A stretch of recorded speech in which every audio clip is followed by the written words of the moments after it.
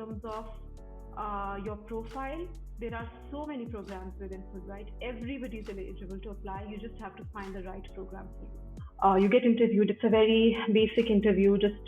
I think what they're trying to do is they're trying to understand the person on the profile and the person in front of them are the same people, and it makes sense. Like the whole profile makes sense. What matters is your profile and your story. They don't care if you're the smartest person in the world, but you don't have a story. When I think about it, and the advice that I give to people generally is they're always looking for people who are leaders and who have influence in some sort of way, either on their communities or because of the nature of their field or their job, etc. So when I talk about story, I mean it doesn't have to be like a colorful story like that. It just has to be a strong story with strong roots in Pakistan, with passion to study what you want to study. So, for example, I have seen people who did not get very good GRE scores, but they had a very good story and a very good profile, and they got shortlisted. I personally feel like this is one of the best scholarship programs that is out there, because if you're an applicant applying for Fulbright, you will probably be taking GRE at your own expense. After that, everything that you do is at Fulbright's expense. They will be giving you stipend for your monthly expenses, which will cover your living expenses, etc. And if you're smart about your spending, you can save money. Hello again, guys. So, we are here with another podcast. In this podcast session, my special guest, Faryal, will talk about how one can get paid to study in USA. Yes, not just study for free, rather to get paid as you're studying in USA and in any university in USA, including the top ranking universities. Now, quick detail or quick stuff about Faryal. She's originally from Pakistan, where she studied electrical engineering from LUMS, then industrial engineering from North Carolina State University. This is exactly what we are here to talk about, how she managed to get there and, as I said, get paid to study in that university, and has 9 years of experience in supply chain in multinationals, and she's currently working in Amazon based out of Luxembourg. Now, we will do a separate podcast session where we will ask her to share with us that bases her experience how we can land a job in Europe, especially while applying from outside of Europe. So without further wait, let's dive into the topic of this podcast, which is how to study in US while getting paid. So thank you, Faryal, for joining. How about, Faryal, before we get into the topic, you can give us a quick snip of your story. I've given a quick intro of what you've studied and where you're working, but maybe a little more detail that you can pass on, and then we will dive into the topic. So over to you. Okay, so in terms of my background, I grew up in Quetta. And when you're a girl who's good at studies from Quetta, at least at my time, you had two career options if you wanted to be a career woman, either become a teacher or a doctor. So I always wanted to be a doctor when I was growing up, except when I moved to Islamabad for my A-levels. And I got to know that my class fellows and my friends were pursuing different careers. One of my friends wanted to be an industrial engineer. She ended up going to Canada to study that. Another one wanted to study economics. One of them wanted to study interior designing. One was studying business. That was the first time I realized I had other options as well. And I ended up choosing somehow electrical engineering.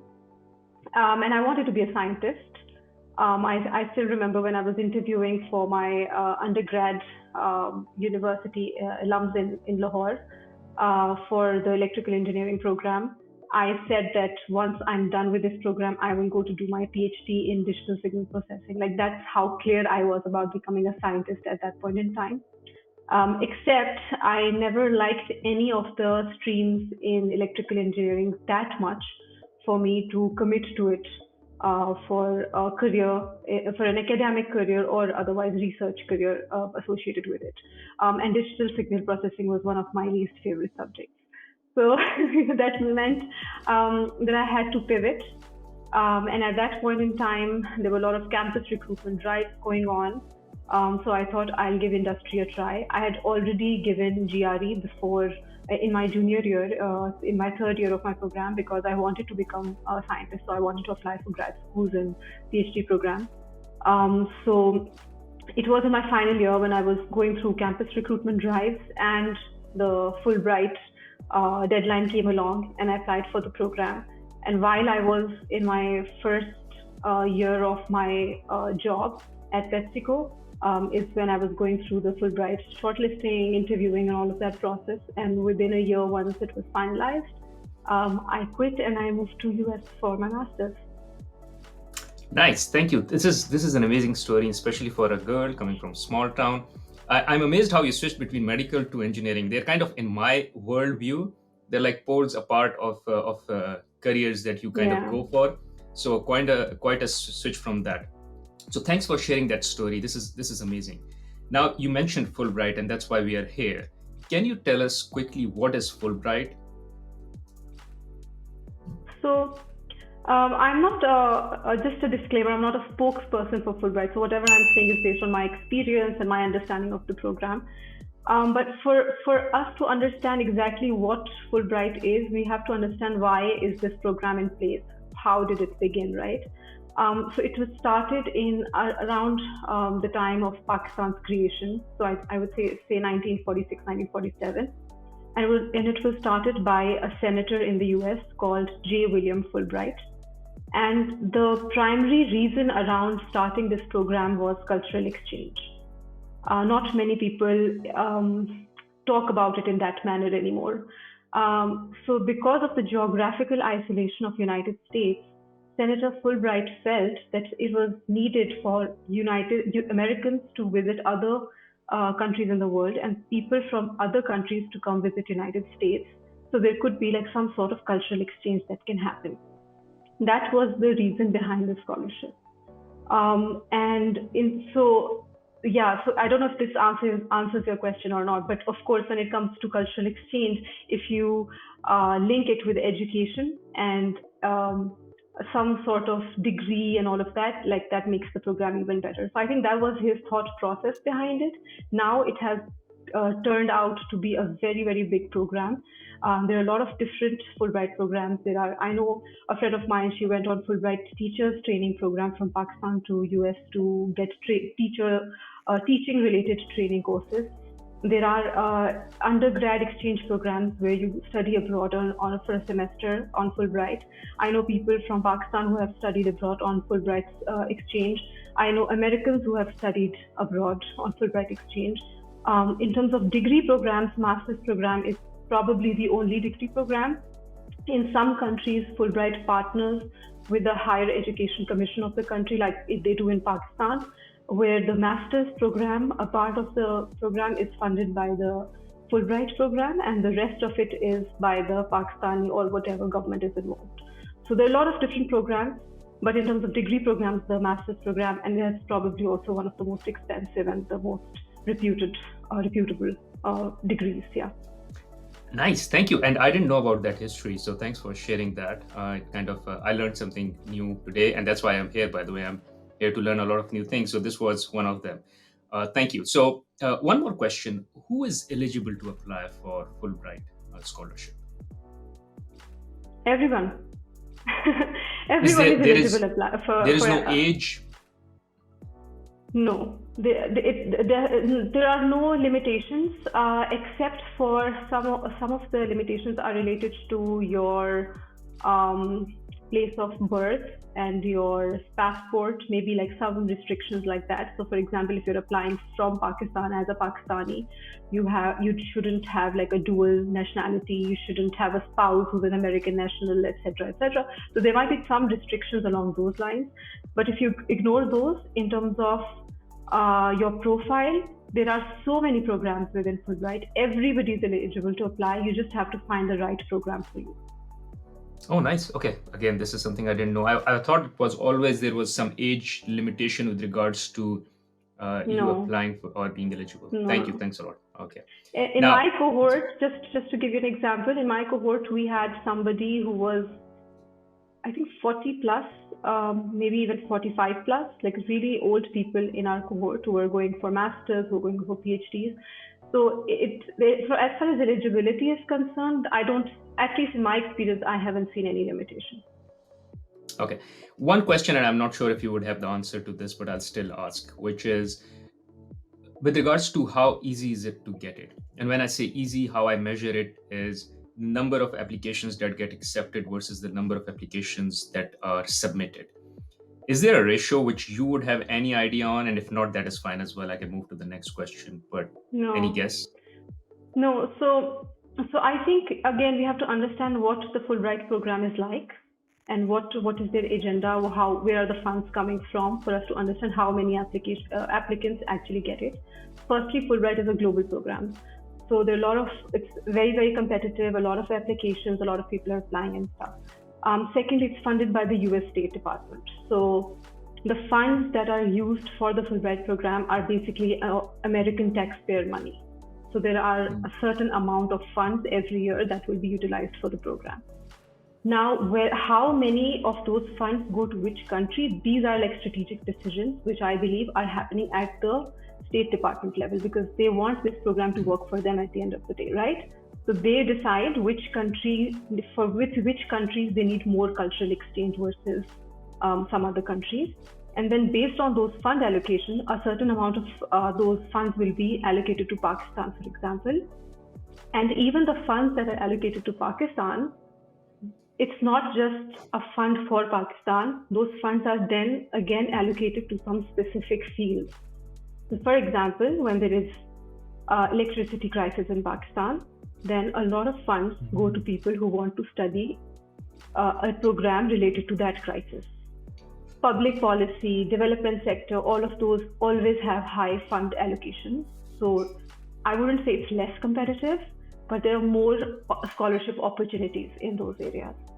So it really depends on what is the need for Pakistan today and what are the fund allocations looking like, which also means that I may not be competitive this year because for my program there were no funds at all, versus next year there could be funds. So it really depends on that. So that's how I see it, and that's what I've observed in my experience as well.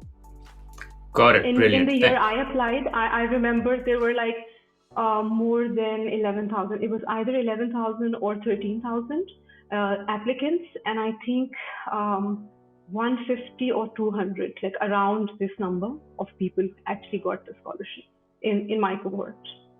Got it. Thank you. Again, thanks for the detailed answer. Now, next piece that I have on my list is the process. So if you can share with us like the step-by-step process of how do you go about starting the application till the end? Yeah. So it's been a while. I went through this process. So I'll just go over the process that I went through. There must have been some changes during this time. But at that time, we did not have online applications. So I applied in 2012.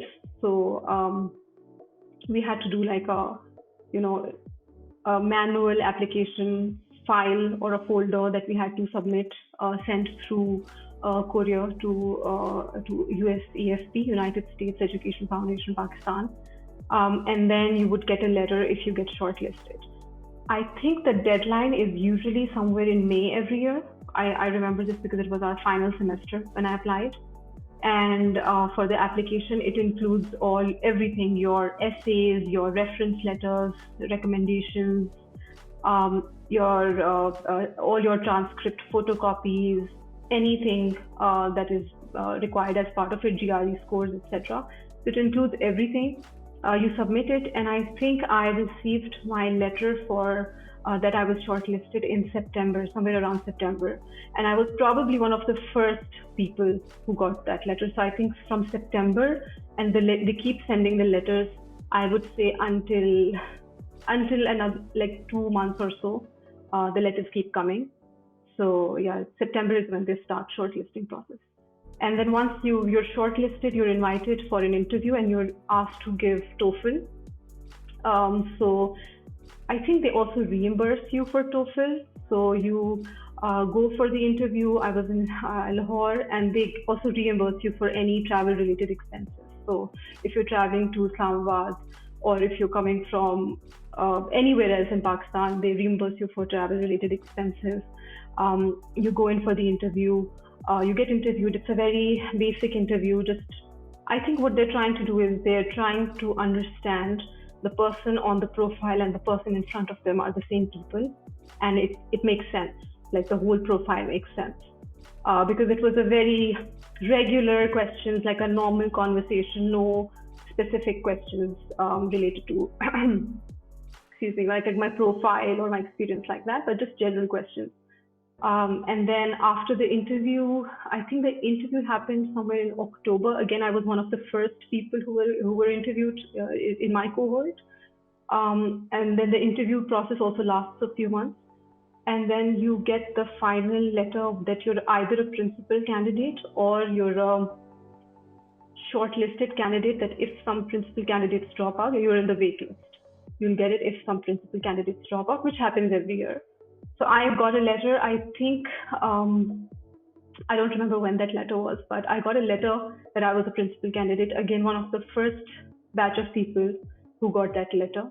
And then you start the process of authorizing USEFP to apply to different universities on your behalf, the shortlisting of those universities, etc. You talk to your counselors, and once the applications are gone, when you hear back from the universities, you share those with your counselor, and etc. Which one you will accept if you have multiple universities who have given you offers. That follows, and once all of that is done, you start the visa process, which is also taken care of by USEFP. They take you to the embassy, they take care of everything, and then they issue you a ticket and you fly to the US. That's nice. So the application process in the university, is that separate from Fulbright altogether and you have to do it on your own, or are they married somehow together? No. How does So if you can basically, speak to that. USEFP applies to different universities on your behalf. So when you're first applying, one of the sections on the application form is related to your preferred university. You can send in your preferences. In my experience, I've seen that it really does not matter so much. And they also ask you the reasons for your preferred universities. Because I remember I filled in my application form at the very last minute, and I did not have enough time to research about the universities for my program. So I knew which program I wanted to go into, but I wasn't sure what are the best universities for this program, etc. So I didn't have a lot of time to research. And I ended up writing only one university name. And the reason for that was because I only knew one person in the United States. That was a friend of mine, and she lived in that state. So that was University of Washington in the state of Washington, right? So that's what I wrote, and that was the reason I gave, that I know only one person, so it would be nice to have a familiar face around. And when I got shortlisted and everything, and they shared the list of universities they wanted to apply for. So generally they do like a relatively good university, an average one, according to your profile and for your program. So they pick and choose a few universities to make sure that you get an offer letter from at least one of them. And they were not recommending University of Washington at that time for my profile, because they said you can get into better universities, or the program you're looking for has better ranking in different other universities, etc. But if you really want, we will just put this as one of the four. And I said, yeah, just put it as one of the four and we'll see what happens. I think I heard back from 2 or 3 universities within, I think it was March, April, when I heard back from the universities. And then you just have to make that decision. For me, I first heard back from Northeastern University in Boston, and that was the first university I had heard back from. And in my head, I'd already started preparing for it. I have friends who were studying in Harvard and MIT, and I'd already reached out to them. I was looking at the weather. I was already planning everything in my mind. And then they came back to me and they said, you've been accepted at North Carolina State and their program is ranked much better. You should take that. And I was like, I don't even know where North Carolina is. I don't have any friends there. I don't know what that place is like. But then I got on a call with my counselor. They talked to me. They really told me about all the reasons why they think I should go to NC State versus Northeastern. And I was convinced. So that was the process around applications. But as far as the applying, filling out the application part, everything is concerned, we do sign like a letter of authorization that we authorize Fulbright program or USEFP or IIE in US, International Institute of Education, to apply to these universities on our behalf. They're using basically the same things from our application, the same personal essay, research objectives, essay, etc. from our application, and they apply on our behalf to all of these universities that they shortlist. Got it. Thank you. So you mentioned a couple of times counselors. Are these counselors from your university where you were studying in Pakistan, or are they counselors related to No, the Fulbright process?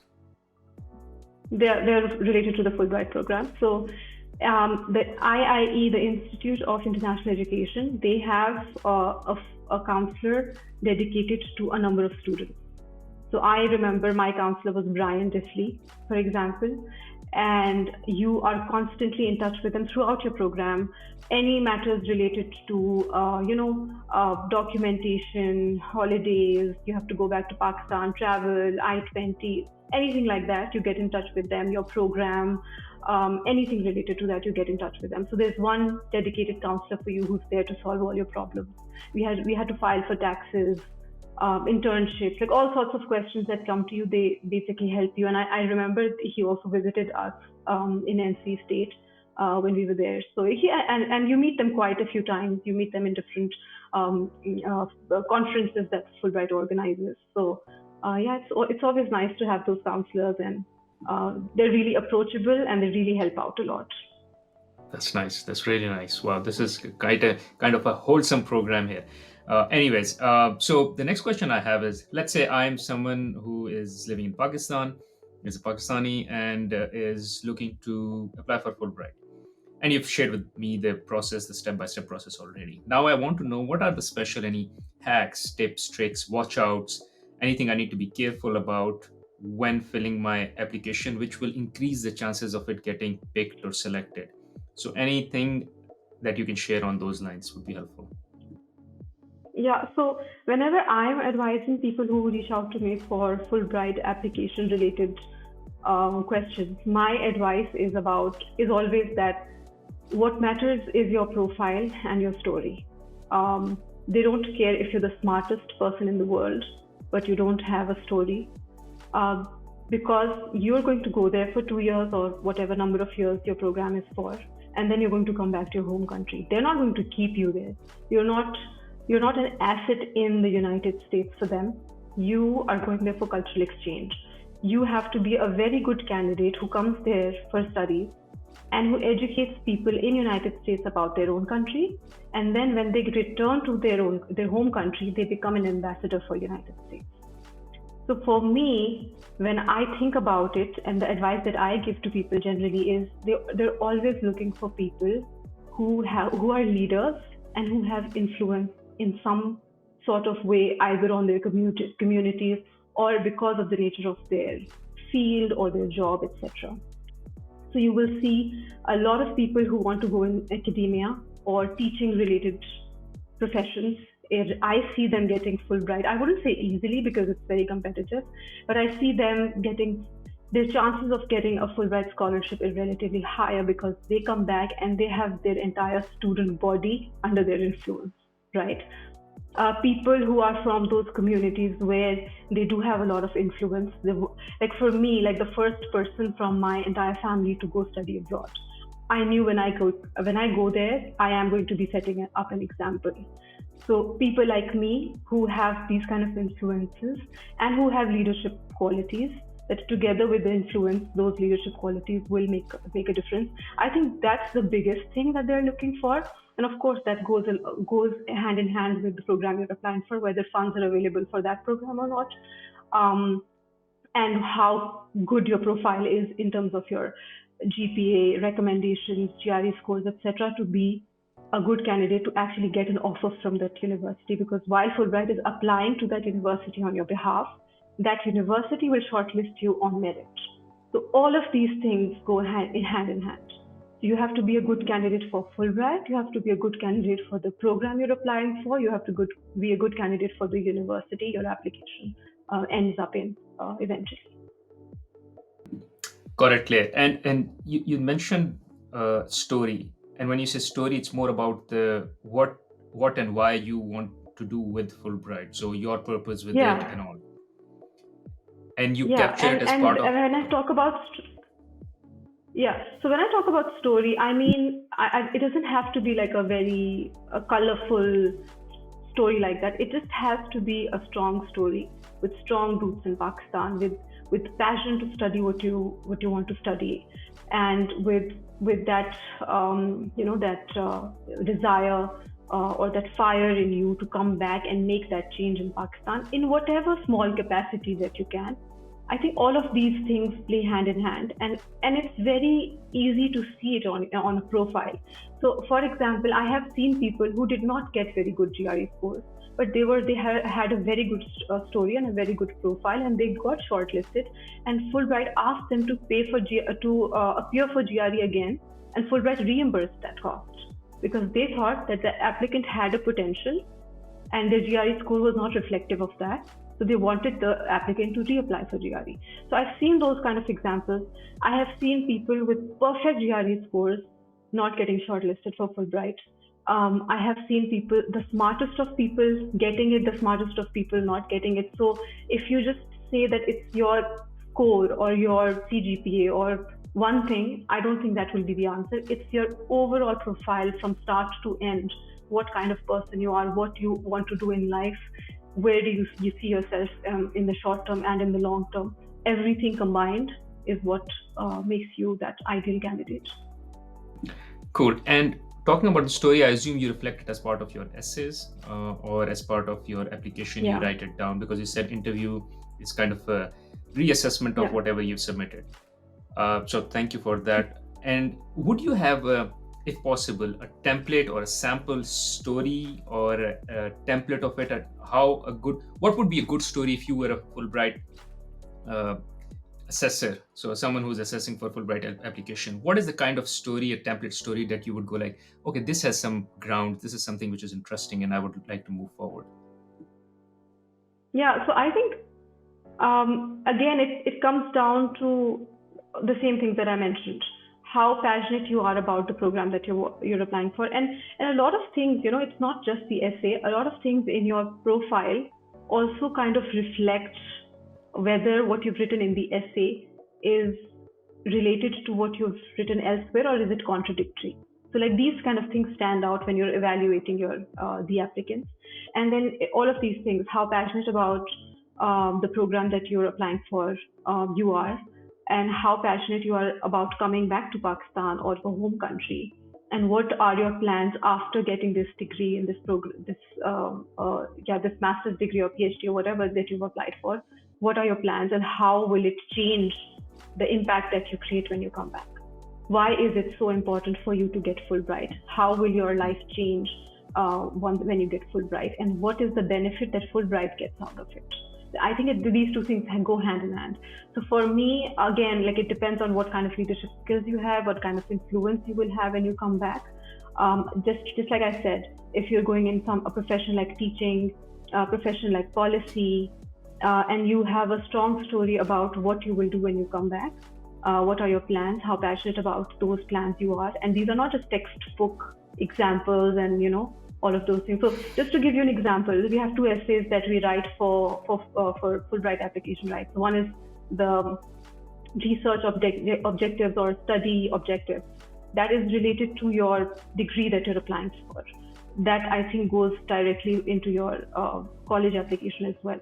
The other essay is like the personal statement or the personal essay, which the way I see it is an interview, is a written interview of you. They just want to know, if I'm the candidate, who is Faryal? What motivates her? What drives her? Why does she want to study in the United States?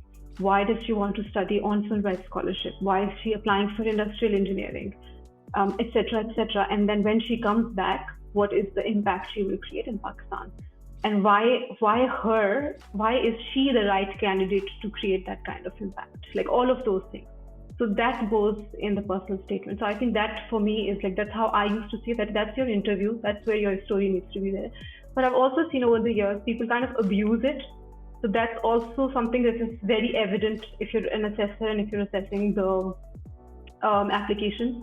People go with a lot of like sob stories in there. Doesn't work because your profile doesn't say that you really have that sob story background. If you went to a university like Lumps, if you have the financial means, etc., then your sob story doesn't really make sense. So everything really need to make sense, and it's not very hard to tell when you're assessing.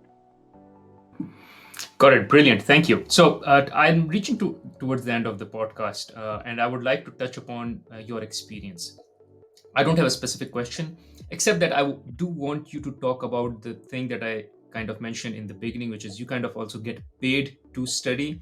So maybe you can reflect on that as well. Yeah, And then just sharing your yeah. experience, like how was the experience like? I don't have any specific way or focus area with regards to your experience. So talk about whatever you think is relevant and would be good for anyone who is looking into Fulbright to consider.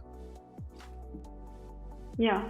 So I think firstly, it's a program that I ask everybody to apply for, whoever I meet, irrespective of what their educational background is. Because a lot of people don't apply for these kind of competitive programs because they don't feel very confident in their education or in their background, or in Pakistan, something as simple as their English speaking skills, for example, right? So that's something I really, really encourage, that all of these things don't matter. You just apply and then let them assess your profile and they will do their job. But as far as I personally feel like this is one of the best scholarship programs that is out there, because if you're an applicant applying for Fulbright, you will probably be taking GRE at your own expense. After that, everything that you do is at Fulbright's expense. So even if you're traveling for an interview, they will reimburse you. Then they arrange pre-departure orientations, conferences where they make you stay in Islamabad in hotels. They pay for your travel.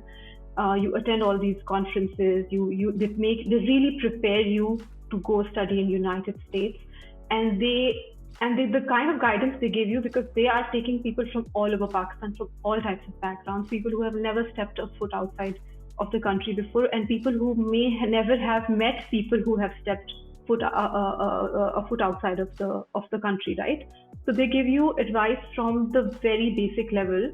I still remember at our pre-departure orientation, for example, they told us specifically what no means no stands for, and how when you're standing in a queue, how important standing in a queue is in the United States. And when you're standing in a queue, make sure you're standing at an arm's length. So like these kind of little things. So like they train you for every little thing. They mentally prepare you for everything.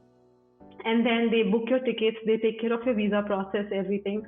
You travel to the US. I think you have to take some money with you for the first settling in time, because it will take a few days for Fulbright to give you that first check, and for you to make that bank account, for that money to be accessible to you. So you might have to carry some money with you just in case.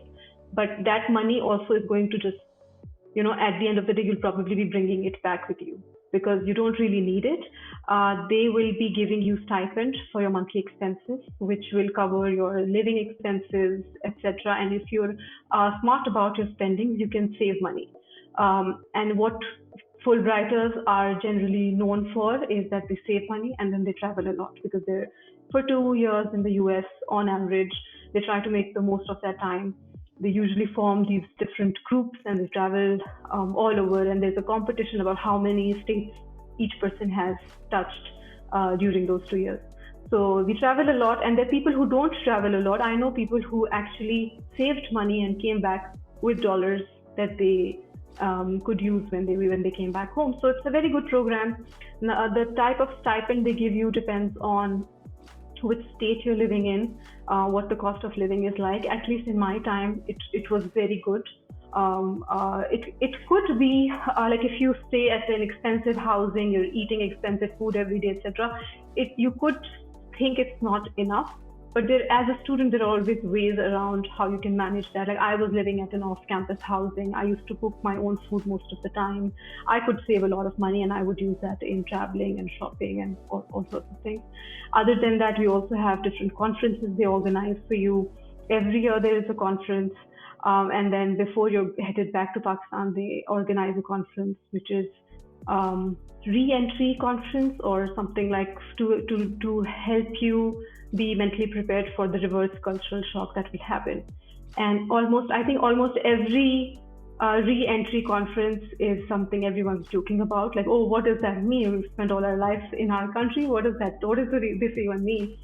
But when you come back, you realize reverse cultural shock is very, very real. And I don't think any university or any scholarship program prepares you for these nuances like Fulbright does. And then it's a very, very wide network. And once you're a part of Fulbright network, you're part of it for life. And you can always take advantage of this. You can always count on fellow Fulbrighters for advice, for help, etc. So it's a very, very good program to be an alumna of. Yeah. And that alumni would be a worldwide alumni. It's not just limited to Pakistan. Yes. Yes. This is great. Yes. Thank you, Faryal. This is really inspiring, and thanks for inspiring others. I take a lot of inspiration from you. Thanks for accepting to be on this podcast and teaching others. Last question I have is, where can people reach out to you if they have any question, need any help or advice? Oh yeah. I think for me, LinkedIn would be the preferred platform for reaching out. But I don't like to respond to people who come to me with questions like, "What is Fulbright? How do I apply? Please get me Fulbright scholarship," type of that. So I would just like to say, like, when you're reaching, I do take mentors, but I'm very formal and organized about these things. Mentees, I meant. So I'm very formal about these things. So I take these things seriously. It's not just sending a message, replying, or taking your influence to do something for somebody. For me, I would like to invest my time in somebody's career and then at least expect the same kind of respect for my time, etc. in return. So for me, preferred platform will be LinkedIn, but I would appreciate if I get questions which you cannot easily Google the answers of. No, this is good, and thanks for saying that. I struggle with that a lot as well, which is people, I feel at times, are not prepared to receive advice, or as you said, they're not serious enough. So whoever is listening, who is kind of serious, really wants to seek some help, make sure you present yourself that way, and then see if you can reach out to Faryal and any help that you can get. Thank you, Faryal. Thanks a lot for this podcast. Thank you. Thank you for having me.